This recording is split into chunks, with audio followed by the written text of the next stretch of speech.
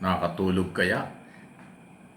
Ano kayang naramdaman ni former Secretary Manny Bunuan nang siya'y sabunin, pagalitan, hanapan at sinabing mahinang liderato ang kanyang ginawa sa DPWS kaya nagkaroon ng matinding graft and corruption.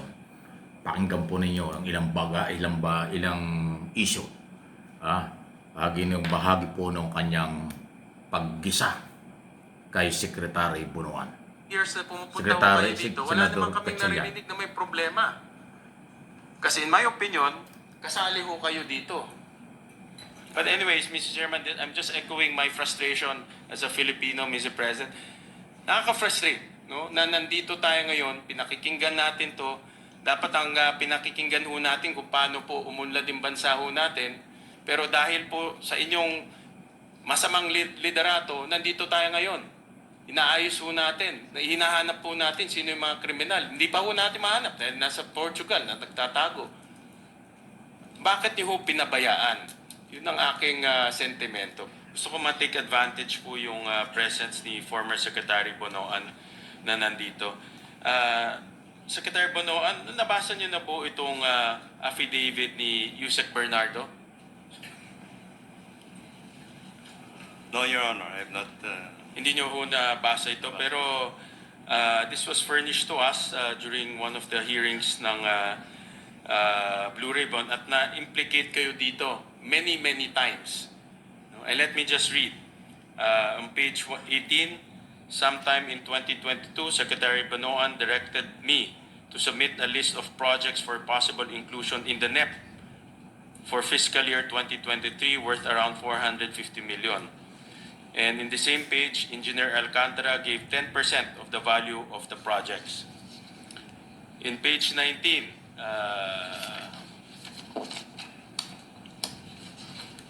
similarly, on 2023, Secretary Bonoan directed me to submit a list of projects for possible inclusion in the NEP for fiscal year 2024 worth around 150 million. Engineer Alcantara gave 15% of the value of the projects. In page 19, in the year 2024, Secretary Bonoan also directed me to submit a list of projects for possible inclusion in the NEP for fiscal year 2021, 900 million.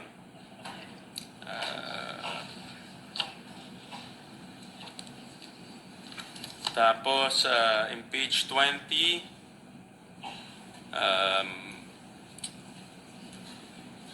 the value of the projects that I handled for Secretary Manny Bonoan was at least 5 billion per annum for the years 2023, 2024, 2025 with a 15% average commitment. Wow.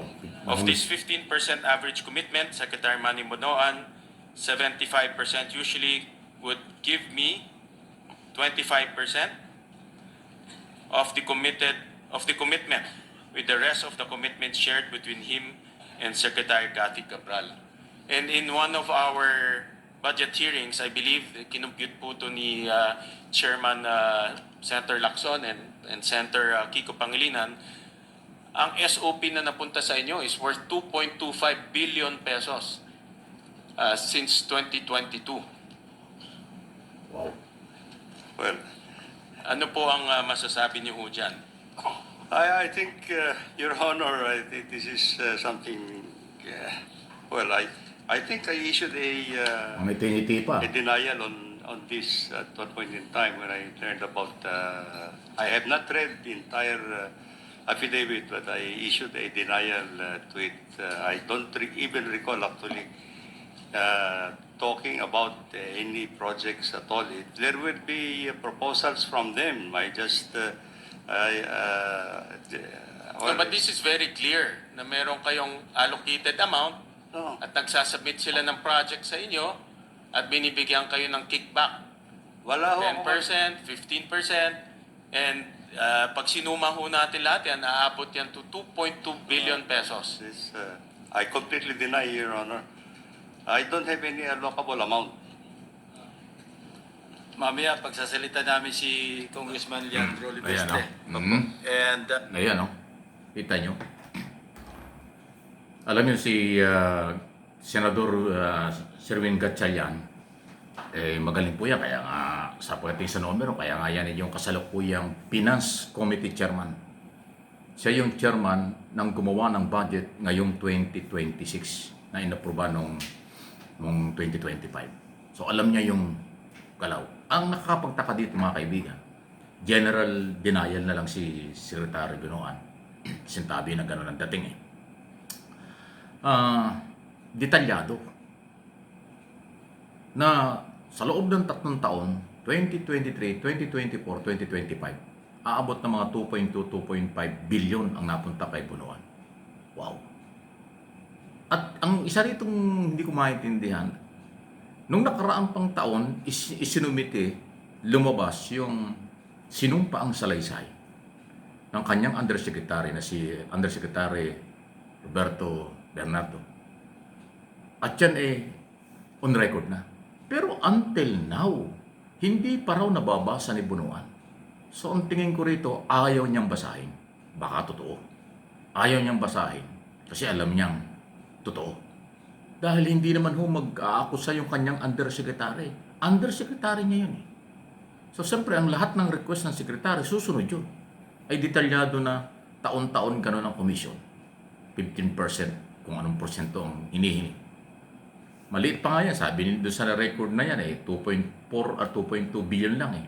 Ang sinasabi ni Lacson doon sa kanyang nakuhang record. Doon sa abogado ng DPWH na nasa opisina ni Yumaong Undersecretary Cabral.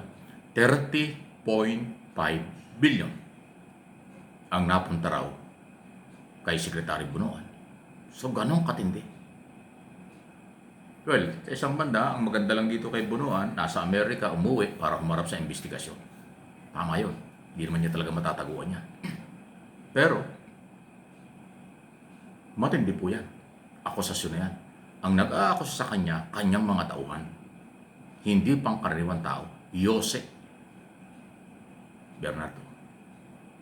Na boss ng mga district engineer. Na umamin, nagsauli na nga ng pera dahil talagang sila'y nagnakaw ng pera ng bayan. Si Bunuan, wala pang ibinabalik. Si Bernardo, nagbalik na yata ng, ilan ba nabalik niya? 40 million. Si Bunuan, kahit 5 duling, wala pang ibabalik. General denial ang ginagawa. Hindi rin totoo, wala doon siya alam. Hindi ka nga nagka-interest doon sa statement na basahin kasi alam mo, totoo yun. O baka alam mo, masasaktan ka kaya hindi mo binabasa. Public document yan. Binasa ngayon ni Gatchalian on record sa public hearing. Ang daming nakapanood. Ngayon, inuulit ko pa rito at binabalita natin. Dahil yan po ay hindi pangkaraniwan. Sabi nga niya, dapat wala tayo rito at hindi tayo nag-iimbestiga. Yung kahinaan ng iyong liderato, kaya nagkaroon ng nakawan sa pera ng bayan. Yun ang idiniinigat sa yan. Matindi.